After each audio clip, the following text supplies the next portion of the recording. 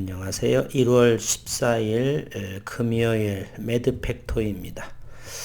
매드팩토는 앞으로 매일 장중 매매를 해서 손실 부분을 좀 메꾸어 볼까 합니다. 화가 나기도 하고요. 오늘은 조금 반등을 보여서 다행스럽고 아직은 갈 길이 멀다 라고 생각을 하고요. 어제는 매드팩토로, 오늘은 셀트리온으로 인해서 우리나라의 국내 제약바이오의 흐름은 대단히 참담합니다. 이 부분이 대다수가 제약바이오인데 파란 나라. 현대바이오와 인스코비 정도 7% 5%의 상승을 보여주고 있고 매드팩토는 전일 27%의 하락을 보였었고요. 청년 의사 언론에 대해서 상당히 너무 앞선 생각을 좀 사망에 대한 부분들은 임상에서 많은 부분이 있지만 조금 더 신중하게 투자자들이 있는 그러한 증시의 기사로서는 조금 부적절하지 않나 하는 생각, 좀 더 세밀한 기사를 내보냈으면 하는 아쉬움, 여러 가지 만감이 교차합니다.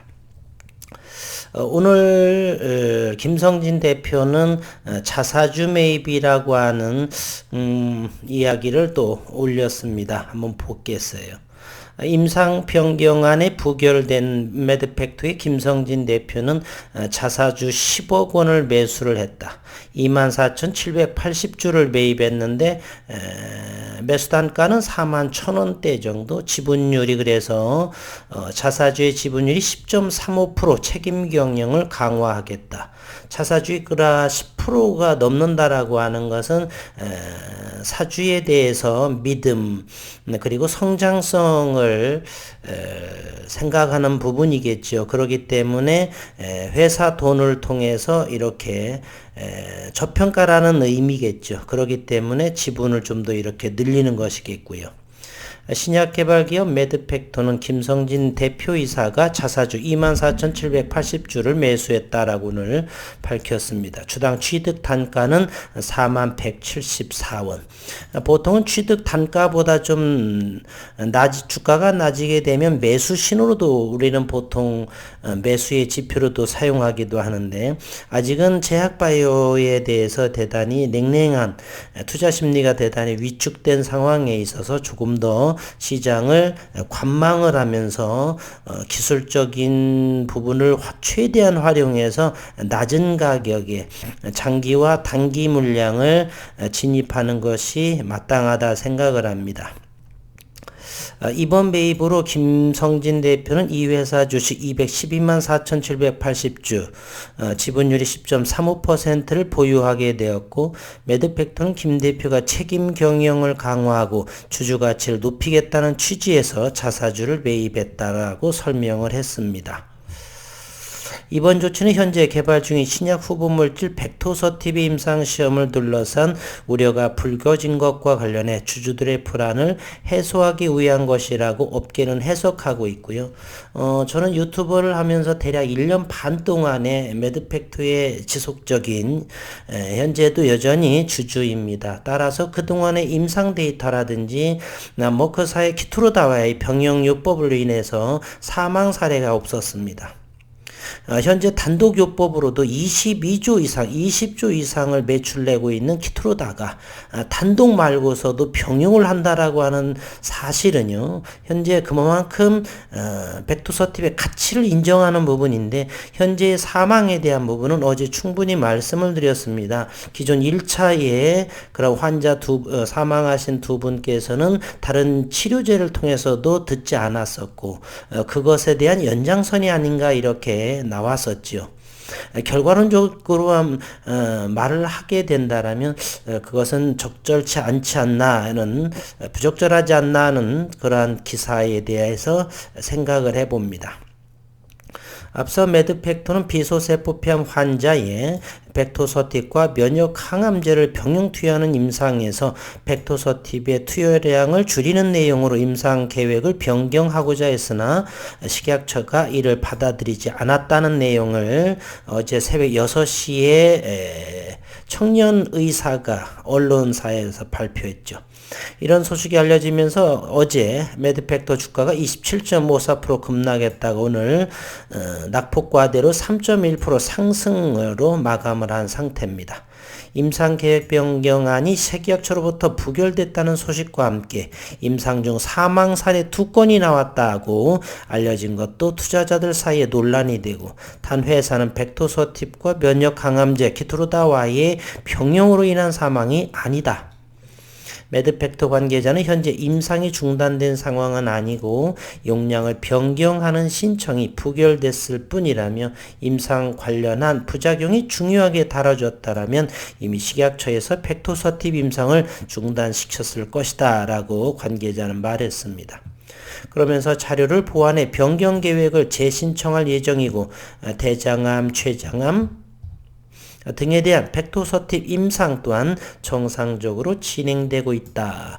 1년 반 동안에 면역 강암 학회라든지 이런 곳에서 ASCO라든지 이런 데서 임상 발표를 하기를 1년 반 동안 지켜본 바로서는 저는 이 회사에 좀 더 믿음을 갖고 싶은 생각이 듭니다. 매드팩토 오늘 170만 주 거래량이 되었고요. 전일보다는 27%의 거래량에 불과합니다. 종가는 39,750원이었고요.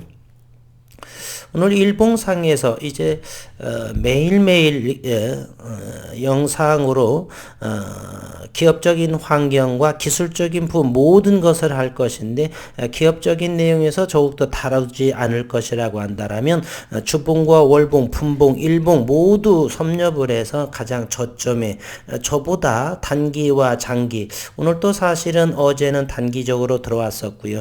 오늘은 장기와 단기 두 물량 다 들어와서 단기 물량 하나는 오늘 41,000원대에서 일단 익절했습니다. 현재는 역배열 상황이고 저점은 어디인지는 아직은 모르는 상황이기 때문에 5일선이 요 위치까지 오면서 5일선과 주가의 상관관계를 이용해서 추가적으로 더 매수할 생각이고요. 현재로서는 차익이 나면 일부 팔고 그러한 상황입니다. 현재는 장기 물량 조금 더 들어갔고요. 그리고 단기에 어제 들어온 부분, 오늘 역시 38,000원 이하의 이런 부분들은, 매수 부분들은 한번 익절을 해버립니다. 이렇게 해서 시장을 지켜볼 수 계신 분들이라고 한다면 얼마든지, 그래서 저는 많은 여러 종목을 다루고 있지만 HLB와 현재 매드팩토만이 단기를 병행하면서 매일매일 트레이딩을 해볼까 합니다. 시간은 조금 내봐서요. 오늘의 모습을 보게 되면은 오늘 공매도가 금지됐었죠. 어제 많이 나왔기 때문에. 그리고 신용은 현재 2.6%에 해당을 하고요. 지속 신용이 줄어들고 있는 모습. 신용 융자 잔고는 53만 5천 주에 해당을 하고요. 그리고 외국인은 90만 주까지 비중을 줄였습니다. 장중 수급을 보게 되면 최근에 어제 많이 9만 7천 주 정도 매도를 했고, 오늘은 38,254주를 매수했고, 기관 투자가는 7,700주, 어제 33만 주를 매도했습니다. 현재 시가총액은 1조도 안 된 8,155억 원에 불과합니다.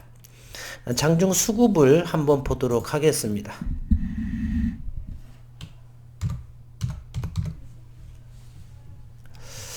매드팩토 오늘 38,254주의 외국인이 들어왔고요. 프로그램도 한번 살펴볼까요? 프로그램 코드가 어찌 되냐면 8119입니다.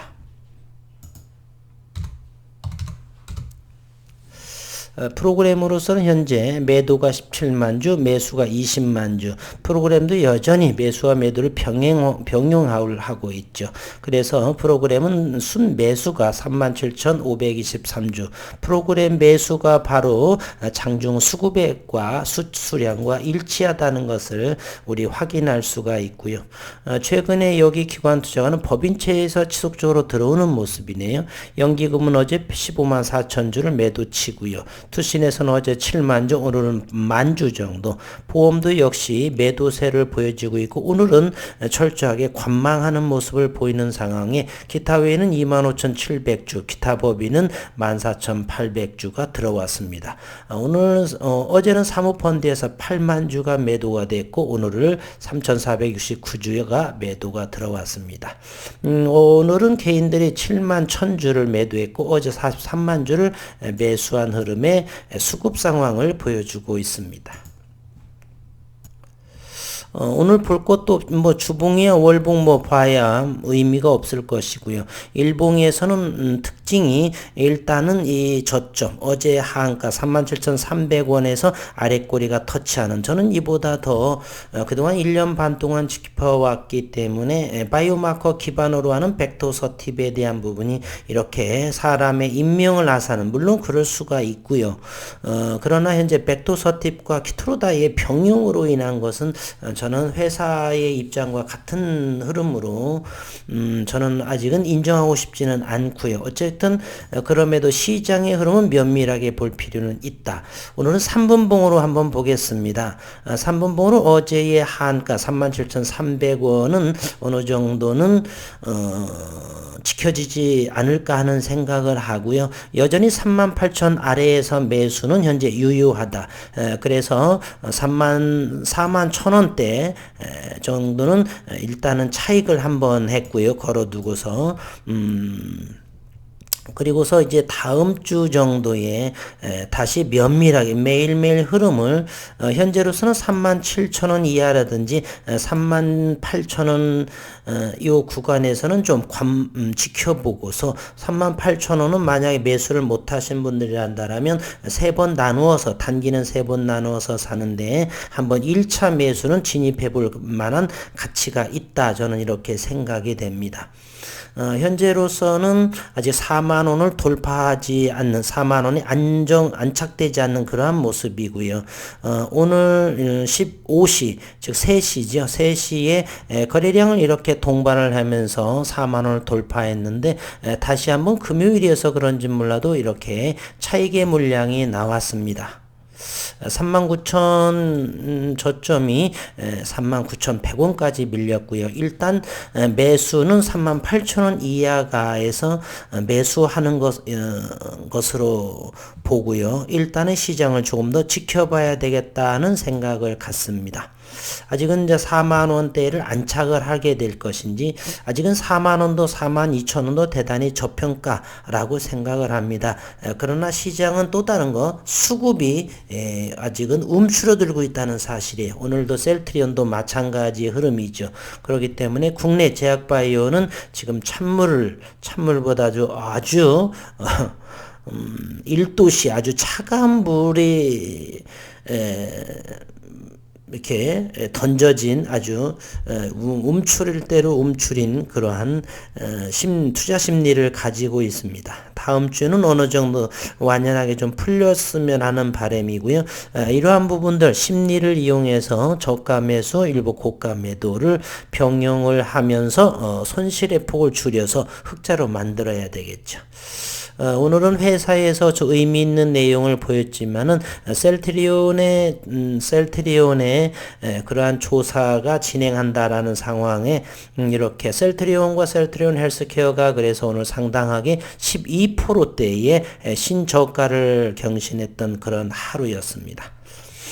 다음 주 월요일부터 매일매일 매드팩토를 기업적인 내용이 없으면 기술적 내용이라도 항상 하면서 매매임에서 빠른 시일 내 최소한 3개월 이상은 단기 매매를 함으로써 손실에서 수익권으로 만들고자 하는 생각을 가지고 있습니다.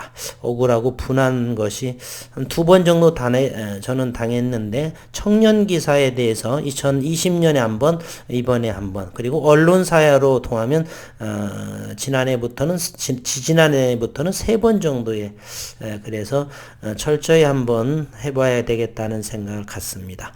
어려운 시장이고요. 매드팩토 주주님들 새롭게 진입하시는 분들 제 영상은 참고만 하셔서 최종적인 선택은 아주 최선의 최고의 선택은 각자 결정하시기를 바라겠습니다. 한 주 동안 수고 많으셨고 어제부터 매드팩트 주주님들 힘내시기를 바라겠습니다.